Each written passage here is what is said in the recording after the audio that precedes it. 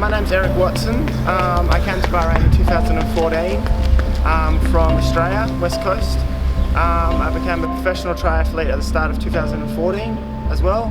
So towards the end of that is when I sort of migrated over to Bahrain and trying to push my professional career as a triathlete internationally now for the country of Bahrain. And I find that's really good for the community. I try to be a good role model and promote health and fitness as well along the way. Thanks to His Highness Sheikh Nasser.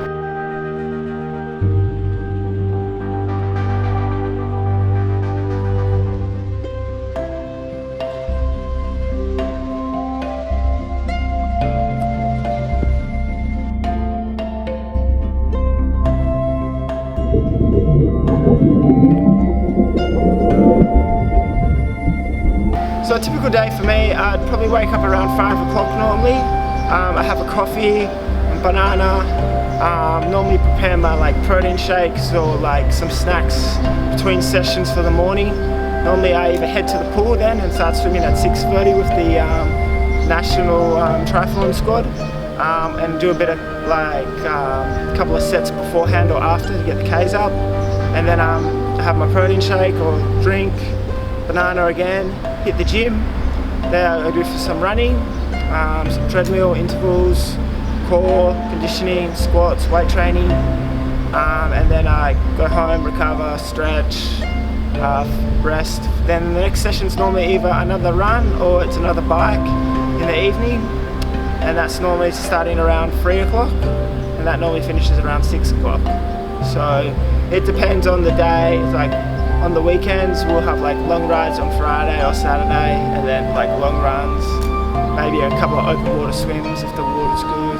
The racing in Bahrain, we've been having quite a good thing happen this year. We've had a series start from the Bahrain Triathlon Association, which has been really good, alongside with the Bahrain 70.3 and Dubai 70.3. That the region's quite picked up in the triathlon scene, so it's made it quite competitive, and the sport's growing quite well and rapidly. And in Bahrain so far we've had, I think, 8 races this season alone from December, which has been really good. And then on top of that we've had some other events from Boost, Bahrain Road Runners, half marathons, some extra duathlons in there, some open water swimming races.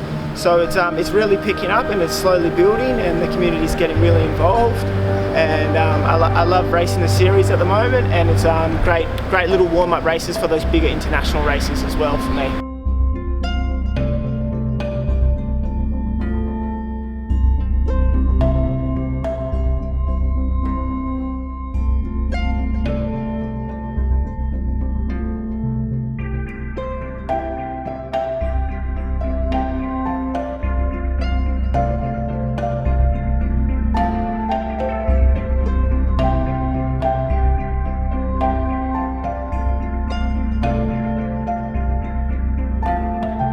I sort of knew I wanted to be a professional sportsman. I think at the age of 15, 16, I struggled with a little bit of depression, but I was into kickboxing, which helped a lot.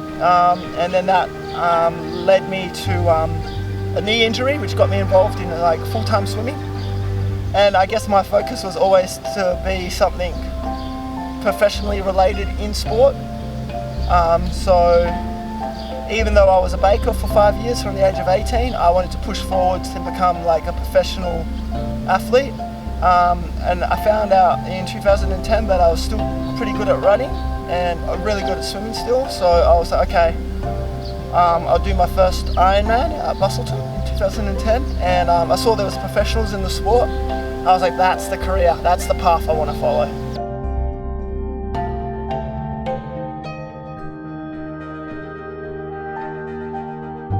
So my hero is basically one of my favourite triathletes that I noticed on the scenes a lot when I first started triathlons was Tim Van Berkel.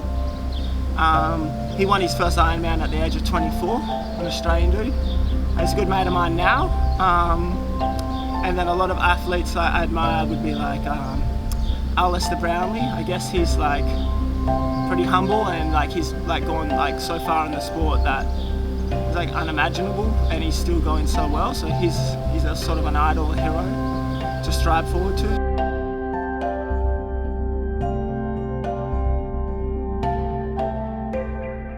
Some days it's very professional, like this is like the job, this is the session I need to do, I need to get it done. And then other days it can be really like passionate and fruitful, like, oh, this is what I love doing.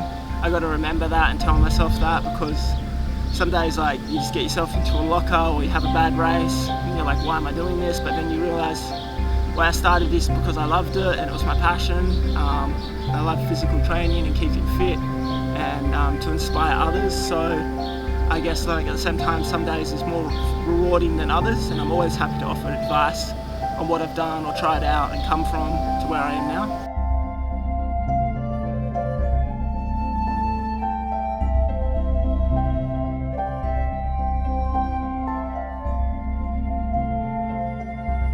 I think before the training, the body at the moment, like for the level that I'm at, is consuming just like more devouring everything that I give it, like. But at the same time, you should always give your body like good stuff, like plenty of fruit, vitamins, minerals.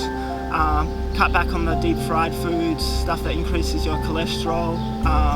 Always maintain a healthy liver and heart, because that gets put under a lot of stress with the training. Occasionally, like, I don't know, like I will like have McDonald's maybe once a week, just like I can't keep myself together or my body breaks down. It just wants like something, you know, super salty and super fatty, but that keeps me going for the next week. So as far as diet goes, it all depends on the person, the genetics, the training, the environment, what they need more of. Some people might be low in iron, some people might be high in iron, so some people might have a good protein intake, people might have a low protein intake, so it just really depends on the person as well to suit their training. So I would recommend someone to see a basic nutritionist to begin with, just like, or get some blood tests done just so they can see what they need and what they don't need.